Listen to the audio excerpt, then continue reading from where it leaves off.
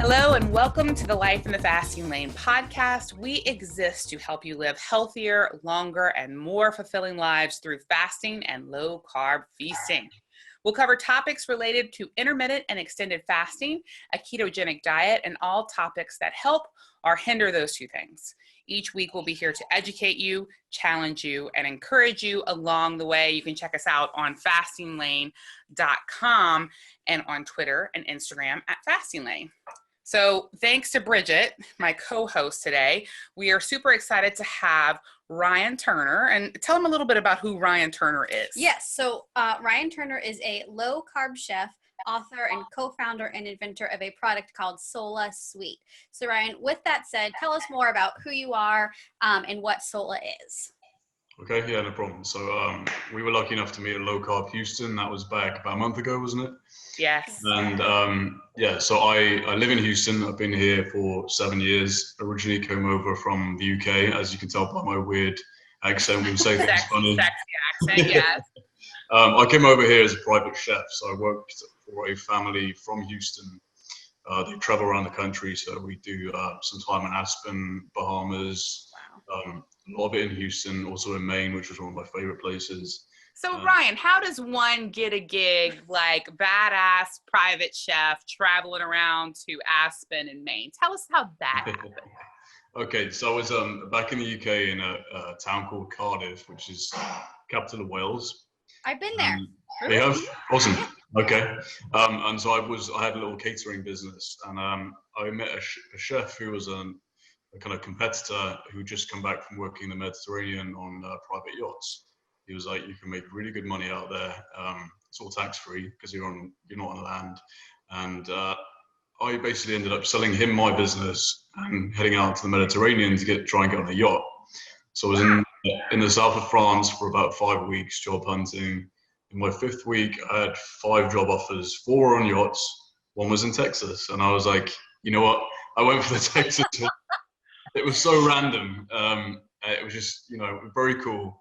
Came over here and just absolutely loved every minute of it. But that was kind of the pivoting point in my career in terms of what I wanted to specialize in, because the family I worked for, the principal had lost over 200 pounds on the low carb diet. So he was doing the Atkins diet, as we were calling it back then.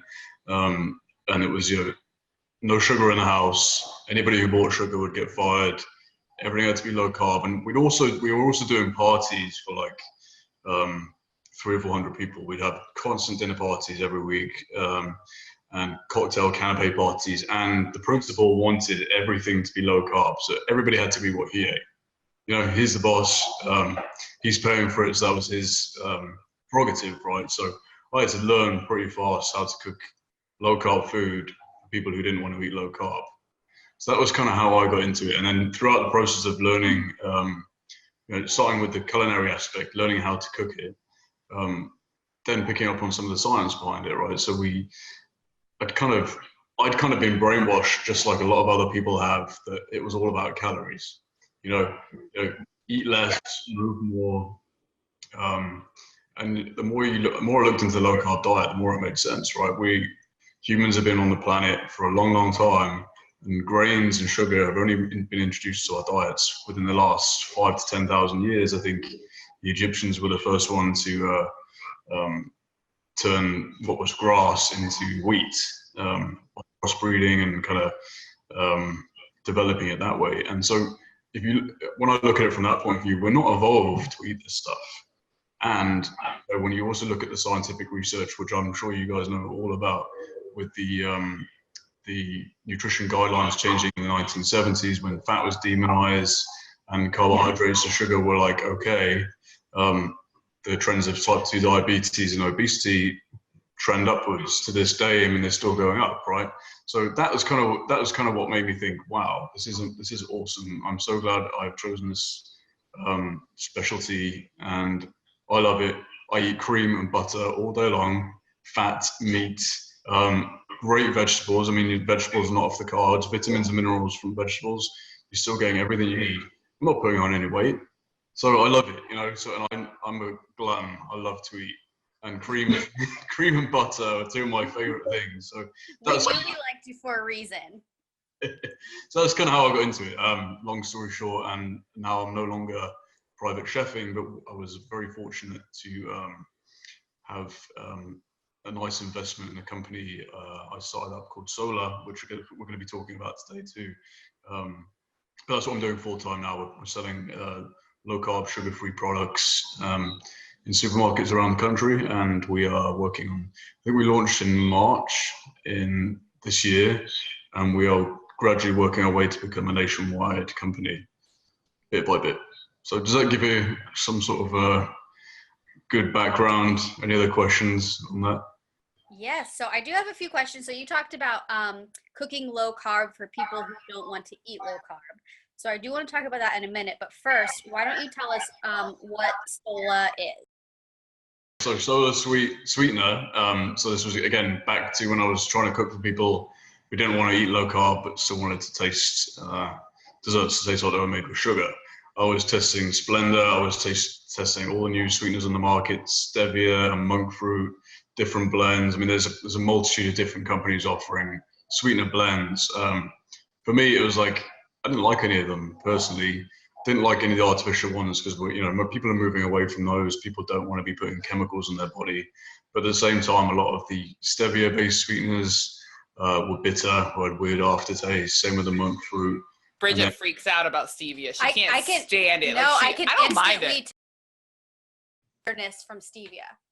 Yeah, I didn't mind it, but it just wasn't perfect. It depends. There's so many different strains of stevia that sometimes you get aftertaste, sometimes you get less. So anyway, basically I didn't like anything. So also some of these erythritol-based sweeteners can have a really strong cooling effect. I don't know if you know what that is. Yep. She does because she is an ice cream pro. Yeah, so I make all sorts of homemade ice cream, and I was using just a standard erythritol sweetener, and it's like you breathe in and it feels like you just brushed your teeth. It's like a whiff of cool, like you just have like mint in your mouth. Yeah, because of the way erythritol melts on your tongue, it's called an endothermic reaction, and it creates a cooling effect. So I didn't like that either. So basically, I started coming up with my own blends, and it was really at that point in time just for my kitchen. I wanted something that would work every time, that tasted like sugar, and then also had no glycemic impact or blood sugar insulin response. I found that I came upon this blend that worked really well, and everybody who tried it was like, "Oh, you should sell this. This is really good. This is kind of best sweetener we've ever tried. It tastes just like sugar." So I'd pitched the business idea to my principal, and we ended up starting the business. So that's kind of where it started. We moved on there, commercialized it with commercial ingredients, and took it from there. Put it into a clinical test, which showed that it does indeed have no blood sugar response or insulin response, which is important too for a ketogenic diet. Right. So so when we learn things from Dr. Fung and Megan Ramos, who are, our gods when it comes to fasting and everything, they definitely really help people try to cut out all sweeteners, natural, unnatural, anything. And that is a wonderful way to be. But as a past sugar addict, much like to the extreme of a crack addict, I sometimes need some white powdery stuff. Yeah. Like it needs to happen. And so I never was into Splenda because, I heard like that's super bad. It's chemicals. So I don't mind stevia that much. And then I started learning about erythritol, and I thought erythritol was pretty good. I used Sucra, I think, and Pure. I tried different things with stevia and erythritol. I didn't make ice cream though, because I don't have an ice cream maker. So whenever I need keto ice cream, I beg Bridgette and she makes it or brings her maker over. So I didn't have that issue too much, but the taste wasn't fabulous. But over a period of time, I got used to it. And honestly, I just ate less of it. So every once in a while when I would have it, I'm like, kind of anything works because it's been so long since you had something sweet. But when we went to Low Carb Houston and we tried the Sola bars and I tried some of the Sola sweetener packets in my coffee. It to me tasted the most similar to sugar. So I thought it was really cool. And then can you explain a little bit, because we talk a lot about how sugar affects blood sugar and affects insulin. And no matter the sweetener you use, from what we've learned, there's always a response, right? Even though there's 0 calories, there can still be a response with the blood sugar, and there can be a response with the insulin. I get confused sometimes about the difference between the blood sugar response and the insulin response, how those differ. So can you talk a little bit more about how other sweeteners affect it and how Sola is different, and how do you test that? Definitely. Okay. Well, I'll firstly say I'm not a scientist, I'm not a doctor, so I don't pretend to be either. So I partner with other people to make sure that we get those facts right. I tend to stick with the food, but I do, obviously I can try and answer that question. It's interesting when you look at sweeteners. If the calories come in under 5 grams, according to the FDA, you can claim 0 calories, right? So, and what most sweeteners do, so Splenda, for example, it's 600 times the ingredient in Splenda called sucralose, chemical, which is 600 times sweeter than sugar. So that packet of sweetener actually is 99.9% maltodextrin, which is a sugar. And I believe maltodextrin has a glycemic index of 100, whereas sugar is actually only 65. So what they're giving you is just enough so it comes in under 5 calories. It probably comes in like 4.9 calories. Okay, for not being a scientist, I already did not know all of that. Yeah. And I know one thing, whenever I have sucralose or I have maltodextrin, I know that if I'm trying to lose weight, I will typically stall. Now, let's be honest. It's not like I've had one packet. I've had some kind of specialized made dessert with those things in it, or I used to, when I was first doing keto and not fasting and didn't understand these things, I'd have a drink that said 0 calories but have sucralose in it, and I would often not feel fantastic, or I would just quit losing weight regardless of how I was eating otherwise, until I started learning to cut those things out. So please continue. Yeah, and so what some of these companies do is kind of, I don't know whether it's tricking people or whether it's just the way the FDA works, but so for example, if you've got a pouch of Splenda, I think even stevia in the raw, monk fruit in the raw, they're all the same principle. They're bulked out with dextrose and maltodextrin. The serving size is still a tablespoon or a teaspoon. So it doesn't matter if you're going to use a cup of that for baking with, right? But that cup is, what's a cup? 16 teaspoons, right? So that's 16 times 4.9 grams of sugar actually adds up, and you think you're not eating sugar, but you are. So it's very interesting, and we look at that all the time. Our sweetener is different because it does actually have a few calories. So it comes in, I think, at 3.8 calories, and we did opt for the 0 calorie rather than the 5 because we didn't want people to think it was a high calorie sweetener. But what we did differently from Splenda and some of these other companies is we clinically tested. So we had the sweetener taken up to a lab in Toronto called Glycemic Testing Laboratories, and 15 healthy patients, they weren't diabetics, they consumed a 30-gram serving of the sweetener dissolved in water. And they did that 3 times on 3 different occasions. And then they took blood every 15 minutes and then tested their blood sugar response and insulin response.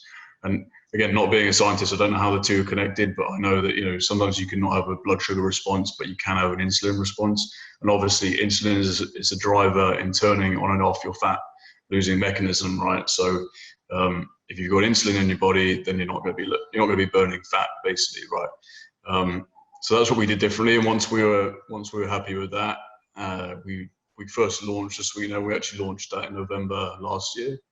And because we have had such good feedback on the sweetener, we decided to take it into other products. So like you said, we have bars, we have ice cream, we have yogurts, we have granola, which is doing really well, and we also have bread. Bread doesn't actually contain much sweetener, but since kind of launching this, we have decided that we're on a mission to give people options. So our products give people easy options, easy swaps. And I think I liked what you said before.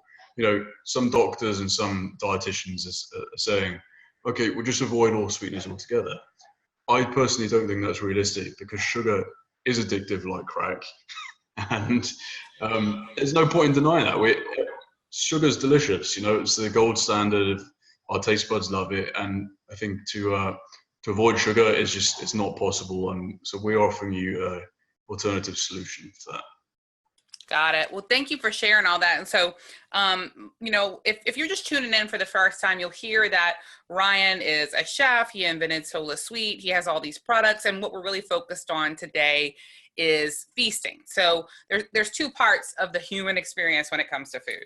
There's fasting and there's feasting.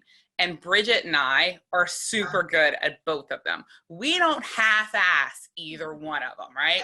So when we fast, we drink bone broth and tea and coffee and water and salt. And when we feast, we eat really well. We follow a low carb way of eating, a keto way of eating, but we do not limit ourselves. We do not count calories. We do not count macros. We eat and feast and enjoy ourselves. So when it came to a holiday, we did that. When it came to a birthday party, we do that. And I think that Sola Sweet and some of the products that you guys offer are good ways to do some of those things. So this show is about fasting and feasting. So Ryan, do you do any intermittent fasting or extended fasting? I do not. I'm hearing more and more about it, and I would love to learn a bit more from you guys and give it a go myself for sure. Because I'd like to speed up that fat burning process, and I've heard it's great for like giving you a real boost. It's interesting. I mean, I have been into it for, I guess, about 7-8 months now. I first heard about it in the Obesity Code and the Complete Guide to Fasting by Dr. Jason Fung. And then the Complete Guide to Fasting is also by Jimmy Moore. And I just thought, what a load of crap. Like, there is just no way. What a load of crud. Don't eat. Like, I could never do that. I'm the best eater in the world. I am a champion eater. And the last thing I want to do is fast. And as a person who struggled with obesity her entire adult life for 24 years, I've had 3 bariatric surgeries. I've lost weight, but never as much as I wanted to. And the biggest issue has just been constant hunger, beating me up mentally, causing shame, because everywhere else I was just successful in my life. But in that area, I just was a loser. I just couldn't figure it out. And Bridgette, tell them a little bit about your background before fasting. So I kind of had the opposite experience and thoughts of fasting. Mine was like fasting, like you have to eat 6 times a day. That's just what the world tells you. You have 3 meals and 2 snacks, and not eating can't be healthy in any way. It's got to be the start of anorexia, or it's got to be a start of unhealthy habits. Yeah. And I was always growing up on the chubbier side. I was never skinny. I was short, chunky and curvy. And through a ketogenic diet and fasting, I've lost like 30 pounds, I think. But it's not about the number. It's about how you feel and how, for the first time in my life, I truly feel that I have control over food and what I'm eating. It's no longer, oh, you did great, eat a cupcake. Oh, you had a terrible day, eat a cupcake, or whatever. It's using food as fuel and not as an emotional crutch. I would like to say I don't use food still as an emotional crutch. I've gotten better. I think fasting has helped me to improve on that. But I do notice when I'm doing extended fasting and I get to a point where I'm going to go 2 more days and then I have a really stressful situation. Sometimes I can't handle it and I still begin to eat. But I started this journey a year ago on low carb, and it took me a long way there, but I don't think it would have been sustainable for me to have lasting weight loss and continue to like reset my weight point if I hadn't had fasting. So I think intermittent fasting or extended fasting is a really great thing for people who are dealing with type 2 diabetes, as a forward step past their low carb way of eating, as a way of gaining even more control. I think a lot of people are scared of fasting because they think it means they're going to have to give up loving eating. No way, man. Especially now that I fast, when I eat something, it better be dang good. Like, it better be the best, because this is my only one of 2 meals instead of eating like 7 times in a day. So I think you should try it out. I think the easiest way to do it is to, like, if people, when they ask us like, what's the best way to start trying fasting, is number 1, eat 3 times a day instead of like 7 times a day.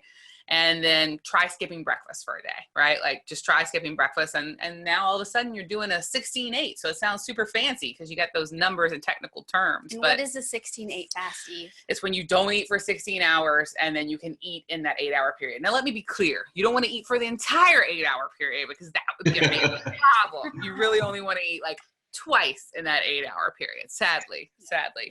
But yeah, I think for people who are eating low carb, it makes a lot of sense if they want to go further in their health or if they want to go further in their weight loss. I think those two really work so great together, because if you're already comfortable eating low carb, then your body knows how to burn fat. And so when you're fasting, you just burn your own body fat. It's not a shift that you have to take. Whereas people who are doing intermittent fasting without eating low carb really struggle a lot more with hunger, because their body is not already in the mode of burning excess fat. So it's really interesting, I think, how the two things work together. And like I said, we're giving you a little education on this, but we want to get back to your topic, because today we're really not focused on fasting. We're focused on feasting. And if you can train yourself to have berries as your sweet thing only, man, you're doing fantastic. Sometimes I can do that, but honestly, about once a week, even if I've been perfect, I'm like, I have got to have something sweet.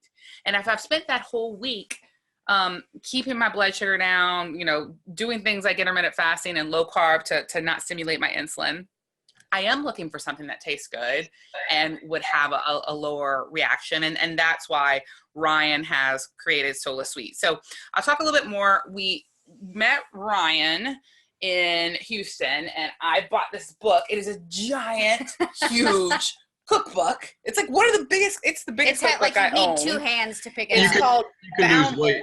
You can lose weight just by lifting. Yeah, so I've gotten like gigantic arm guns now by lifting this cookbook. It's how you should use it. But it's outstanding recipes for low carb, grain free, low glycemic, gluten free, keto friendly, anti-inflammatory. I'm gonna be honest with you. If I read that title, I'd be like, this food is going to taste horrible. I don't know what this dude is putting in this food, because it's all these things. But me being the really horrible cook that I am, I tried a couple of recipes and they were actually delicious. And if I can make something good, then you could. So my daughter, who's 11, and I went through this cookbook and especially focused on the dessert section, because it was pretty huge for a keto cookbook, right? And so we focused on the dessert section in Boundless, Ryan Turner's cookbook, and we made the lemon almond cake. And it was like cake. It was good. It was really good. Cake. To be fair, Eve didn't cook it all the way through. Okay, true. It was kind of like a pudding center in the very middle, but I thought that was an added bonus. But it sounds like a molten lemon cake. Yes. That's what it was. Yes. I changed the recipe. I adapted it, and I didn't even make the icing, to be honest, because it was already like so sweet on its own, and I was kind of lazy. So those were the two reasons that we just made the cake. So tell us about this cookbook, Boundless. Why is it so huge? Why are the pictures so beautiful? Honestly, I would have expected it to cost a lot more. I saw it on Amazon. And it's a beautiful book. Well, yeah, I really appreciate that. And it's funny because a lot of people start on that lemon cake. I'm not sure why, but that's one of my favorite recipes in the book. So it's almost like a fudgy, zesty. It's such a nice recipe, and the almond flavors really come through on that. So thanks for trying that. But yeah, the book itself was about 5 years of work, 4.5, 5 years. And I was writing that at the same time I was cooking in my private chef role. And, I kind of, my style of cooking is the high end, but still rustic. So I'm not, not Michelin star quality. And it's not your kind of Jamie Oliver, really rustic. It's somewhere in between. So Ryan, what do you mean by high end cooking? High end cooking, I mean, the ingredients, is it how you cook it? It's, I guess, how can you say, fancy food. It is. It's fancy. Yeah. It's pinkies up. Pinkies up. Kind of, yeah. I think actually my next cookbook is going to be, I'm thinking about doing a keto cravings cookbook, more like 30-minute recipes for the kind of average person, but more like junk food turned keto friendly. We will be testing those recipes because, as I've stated, Bridgette and I are excellent feasters. We volunteer. And we're not that far from Houston, so. Yeah. Invitation accepted. But no, this book, Boundless, is kind of, I think most chefs have a dream of writing a cookbook. And when I was going through all the kind of low carb diet books, they felt like diet books, right? And I didn't want this to be a diet book. I wanted this to be a chef cookbook that just happened to be healthy low carb lifestyle. So that's exactly what it is. And in there you've got a whole menu for Christmas. whole menu for Thanksgiving. There's celebrations in there. There's recipes you can use for sweet treats, for birthday celebrations. Really, it's kind of like an entertaining book. So this, I guess, comes back full circle to the beginning. I was cooking for people who didn't necessarily want to eat low carb or need to. But you can make any recipe in this book, invite your friends and family around, don't even bother telling them it's low carb. And that's kind of the theme of the book. So they're not going to know. Everyone's going to leave totally full, totally happy, and just delicious stuff. So well, I mean, I can tell. I agree. Like, if I read the front of it, I'd be like, okay, this looks really fancy and pretty. But if I see the front of it, oh no, it's like all this gluten-free and everything. It's not going to be good. It's a really fancy cookbook. And I'm going to be honest, it's so pinkies up. I can tell you did it when you were working for somebody with lots of money. It looks like that. It's a like really primo cookbook. We're going to put a link in here so people can find the cookbook and get it. And if I can do the recipes in it, then anybody could. I was a little like, oh my God, it's so fancy. I'm not going to be able to do this. But so far, I could. So, the way I had written it is actually all the ingredients you can buy in your regular supermarket. So you don't have to be rich to do this. There's kind of a range of recipes. There's some lower key ones. There is a section called Everyday Dinners, which is a great section just for your kind of average weeknight dinners. And there's some fancy ones. So you got a whole range of stuff. This could be your kind of low carb Bible for the year. Some I love it. where you're going to spend a bit more money, some where you're not. And I think, something for everybody.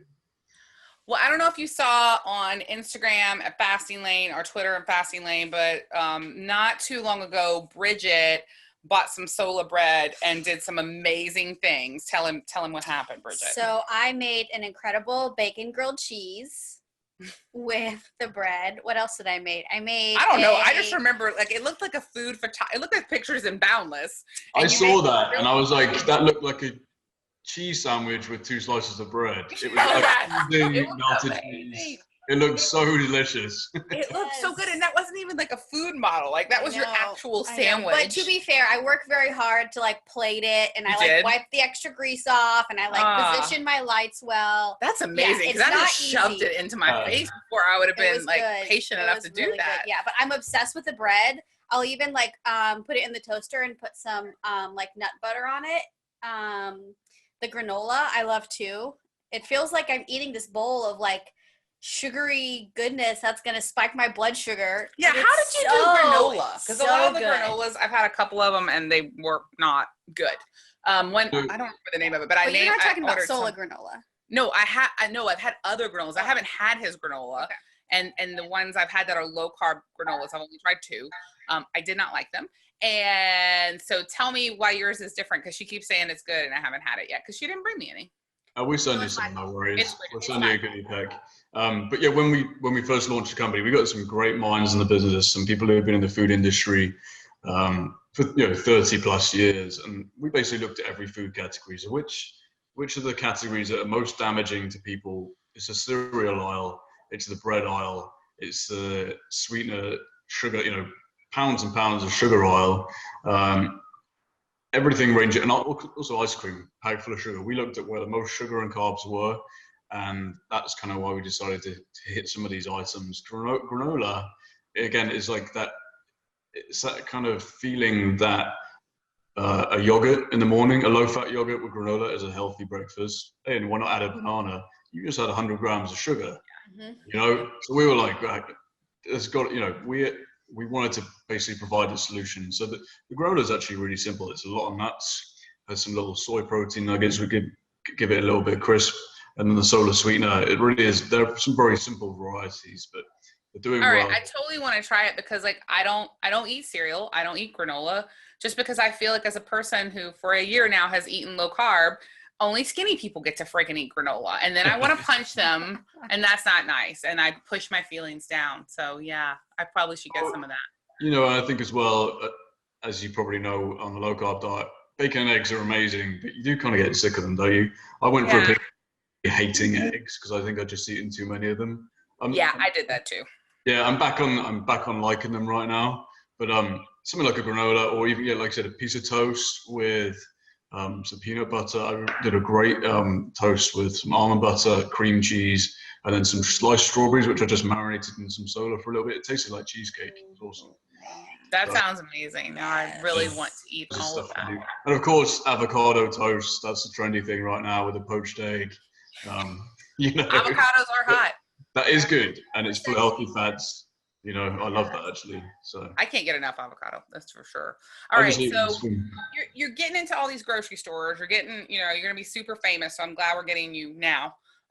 We have Sola in the house, as you know. This is the one that's not open yet because we already have some that's open. We've had the bars. Oh, so we're at Low Carb Houston, which was a fantastic event. We're posting a lot of videos online, guys, at fastinglane.com that you can check out the speakers.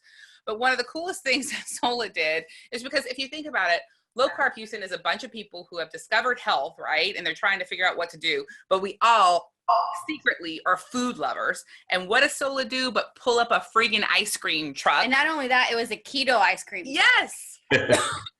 So they pull up an ice cream truck and give us free ice cream at Low Carb Houston, which, like, the secret, you know, kid in me, it's not so secret, is just like so excited. So I may have gone back for free samples a lot, and I was mostly focused on was it chocolate brownie ice cream? Yeah, that's a good one. That was not your favorite. What was your favorite? I don't know. I only had a few of them, but I was really into the yogurt. There was yogurt? Yeah. I did have a bite of your yogurt. Yeah. They were already done with that. Shocked at how good. And like yogurt has what, 12, even the unsweetened has like 12 carbs in it. So as low carb, you just don't eat it. Yep. But that we need that in grocery stores because the options for yogurt, I stopped buying yogurt. Like you said, like you get yogurt and granola. No, I can't eat those things because low carb, is no low carb yogurt. And this one, wasn't it like 6 grams? It was something low on the yogurt. There's a couple of low carb yogurts now. I know Kroger has its own brand of carb smart yogurts. Don't taste very good. And there's I think Oikos, they're made without real fruit, so they don't taste very good either. Ours have real fruit in them, and the ice cream, like I said before, I don't know if I missed this. Our company, we only employ chefs, so we work with food scientists at the places that make our foods, but we develop these with chefs. So our the person who actually developed our ice cream, Ashley Young, she's a trained patisserie chef.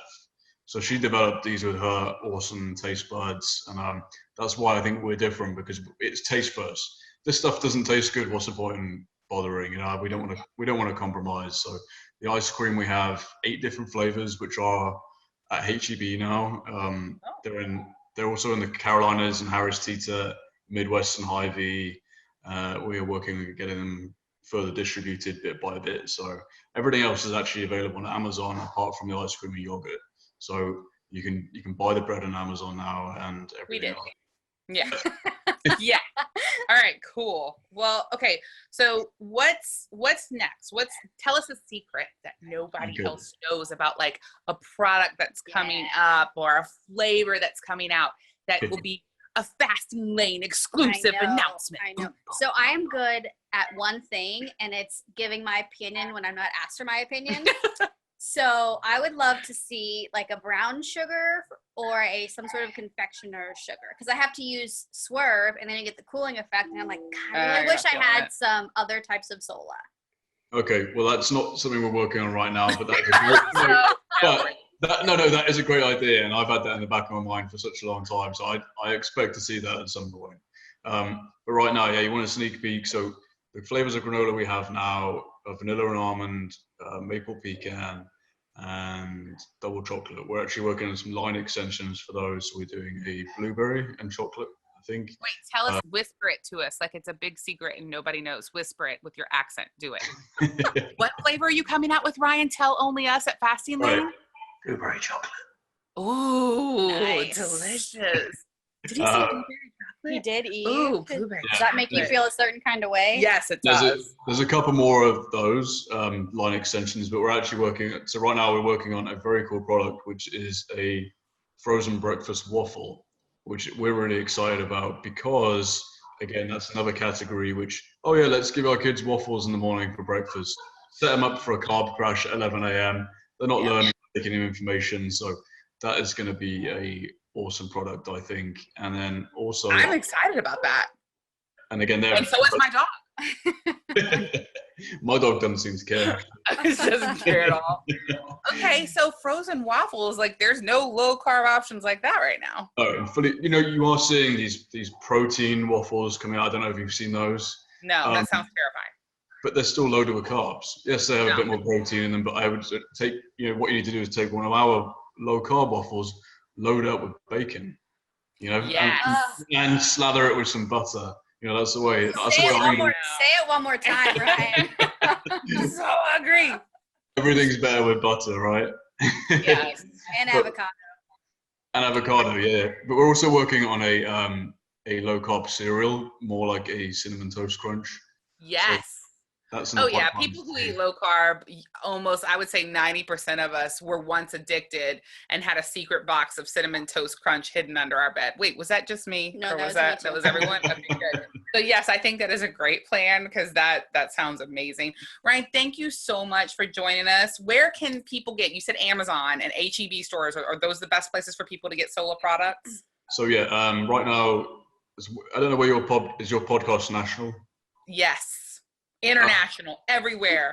Okay, global, worldwide. Okay. Yes, take it over. We're not international yet, so all our products are on Amazon. Everything is on Amazon these days, so we're with them too. Ice cream is available in HEB if you're in Texas. It's available in Harris Teeter if you are in the Carolinas and Washington DC, Virginia area. It is available in Hy-Vee in the Midwest. Actually, all our products are available in Hy-Vee, Harris Teeter. Maya in the kind of Grand Rapids area up north, Michigan. They have our bread and they have our ice cream. So bit by bit, you're going to see these products emerging. We're in talks with some kind of other mainstream national supermarkets right now. So I expect by the end of next year, it'll be everywhere. We're really excited about it. And, thank you for you guys' interest in it and, for just chatting about it and wanting to learn more. I really appreciate that. Well, you really got us. The best way to a woman's heart is through her stomach. So here we are, Ryan. Thank you so much for being our guest. Everybody, you can check us out at fastinglane.com and on Twitter and Instagram at fastinglane to your health and hotness. Thank you for tuning in to Life in the Fasting Lane.